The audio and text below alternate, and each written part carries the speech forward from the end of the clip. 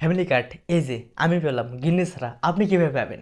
দেখুন এ নিয়ে কিন্তু টিসিবির মেন যে ওয়েবসাইট রয়েছে সেখানে কিন্তু সেই ব্যাপারগুলো অলরেডি ক্লিয়ার করছে, কোথায় পাবে, কিভাবে পাবে অ্যান্ড কবে নাগাদ এই ফ্যামিলি কার্ডগুলো পেতে পারেন, আপনিও কিভাবে পাবেন সেই ব্যাপারটা, সেই প্রসেসগুলো তো জানতে হবে।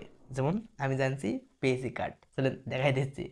তারা মূলত বলছে যে টিসিবি স্মার্ট কার্ডের জন্য যেভাবে নিবন্ধন হওয়া যাবে বা আপনি যেভাবে নিবন্ধন করতে পারবেন। হ্যাঁ, যেমন ফার্স্টে বলছে টিসিবি স্মার্ট কার্ডের জন্য আপনার এলাকায় স্থানীয় প্রতিনিধি, মেম্বার, চেয়ারম্যান, কাউন্সিলর অ্যান্ড সেই কার্যালয়গুলোতে গিয়ে কিন্তু আপনি আবেদন করতে পারবেন প্রাথমিক অবস্থায়।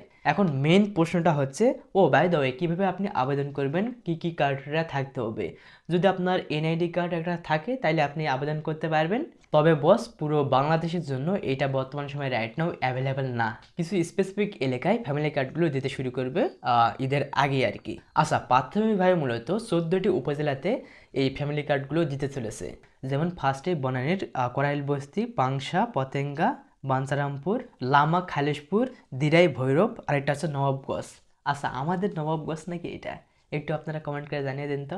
এর বাইরেও মূলত বেসিক্যালি 14টা উপজেলাতে প্রাথমিকভাবে এই ব্যাপারগুলো তারা দিতে চলেছে আর কি, ফ্যামিলি কার্ড। এখন মেইন প্রশ্নটা হচ্ছে, এই যে ভাইয়া, আপনি এই কার্ডটা কোথায় পেলেন? নাম দেখতে পাচ্ছেন ফারিয়া পিঙ্কি, বাট উপরে কিন্তু নমুনা কার্ড দেওয়া আছে, আপনারা সবাই দেখতে পাচ্ছেন। ধন্যবাদ ফারিয়া পিঙ্কি, এই জন্য একটা কার্ড দিয়ে আমাকে সহায়তা করার জন্য।